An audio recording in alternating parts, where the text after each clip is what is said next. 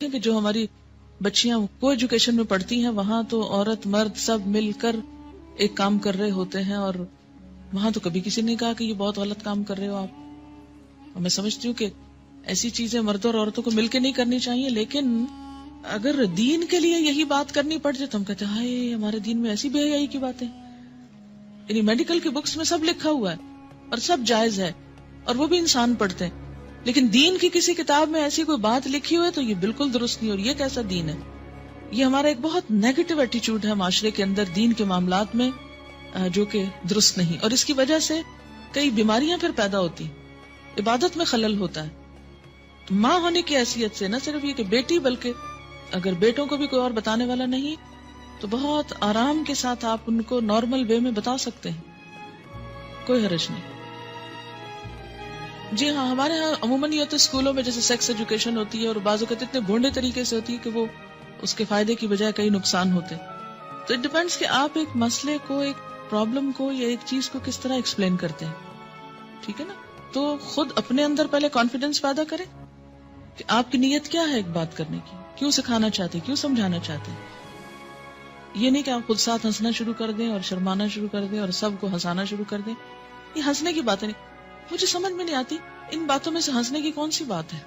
کسی مومن کا یہ مزاج ہی نہیں ہو سکتا کہ وہ ایسی باتوں میں نمبر ایک دلچسپی لے، یا ایسی باتیں مجلسوں میں عام طور پر بلا ضرور ڈسکس کی جائیں یا ان کے نام زبان پر لائے جائیں. نہیں ہونا چاہیے، لیکن علم کی حد تک عمل کے لیے ان کا ذکر بھی ضروری ہے کیونکہ یہ انسانی زندگی سے متعلق چیزیں.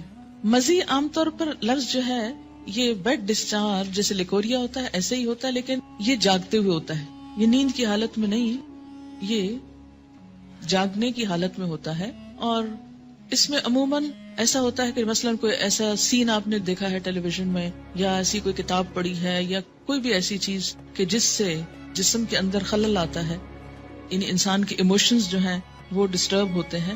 تو ایموشنز کے فرق سے یہ ڈسچارج ہوتا ہے. یعنی لیکوریا جو ہوتا ہے بغیر ایموشنز کے ہوتا ہے، لیکن یہ ایموشنل کیفیت کے ساتھ ہوتا ہے. ایموشنل کیفیت کے ساتھ جو ویٹ ڈسچارج ہوتا ہے اس سے استنجا بھی لازم ہے اور وضو بھی لازم ہے، لیکن نہانا لازم نہیں. وہ بھی ہو سکتا ہے کوئی سائیکولوجیکل پرابلم ہو سکتا ہے یا کچھ بھی اس کو نام دے سکتے ہیں، لیکن مزی میں لفظ آپ یوں سمجھے جیسے مزہ لفظ ہے نا، یہ اسی سے نکلا ہے یہ لفظ. ٹھیک ہے. ایک بچی کی ریسنٹلی شادی ہوئی، اس نے ایک میل مجھ کو کی، وہ اس قدر بیچاری پریشان، چھوٹی سی عمر کی بچی تھی، شادی ہوگی، اس کو شاید پہلے سے کسی نے کچھ نہیں بتایا، نہ ماں بتاتی نہ کوئی اور، جو ضروری چیز ہے وہ کوئی نہیں بتاتا اور فضول میں بہت کچھ پڑھ لیتے. تو اب وہ کچھ بہت ہی جینون جو اس کے شوہر کے رویے تھے ان پر وہ اس قدر خوف زدہ تھی اور پریشان کہ شاید میرے ساتھ کوئی بہت ہی گناہ کا کام ہو رہا ہے اس طرح. تو ایسا کیوں ہے؟ اس لیے کہ یا تو اس کو اتنا چھپایا گیا اور بتایا ہی نہیں گیا، یا یہ ہے کہ بلو پرنٹس بچے چھپ چھپ کے دیکھیں تو ماں باپ کو خبر نہ ہو.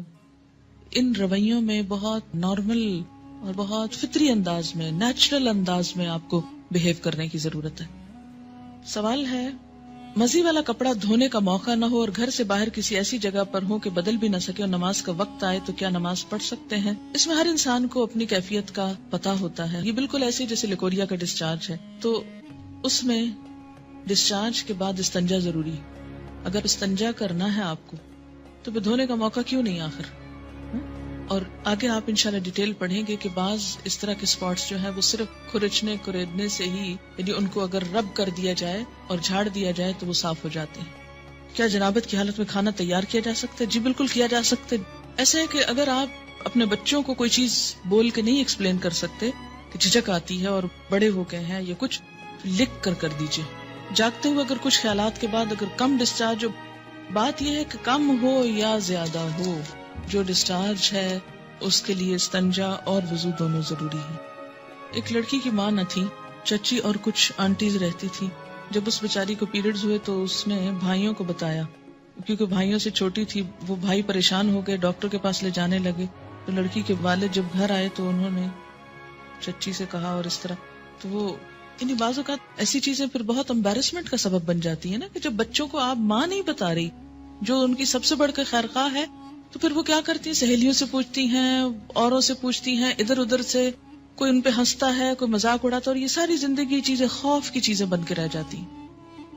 تو اس سے بہتر ہے کہ وہ اوروں سے جا کے پوچھیں، کیوں نہ آپ ان کو بتائیں خود۔ ویٹ ڈسچارج میں کیا کپڑے چینج کرنا یا دھونا ضروری ہے؟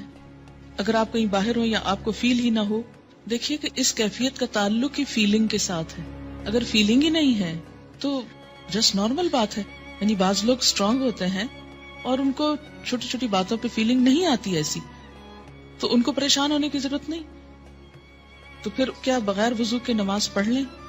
جی ہاں، جب فیلنگ ہی نہیں ہے تو پھر وضو کی ضرورت ہی نہیں، پھر نماز بھی پڑھ سکتے ہیں۔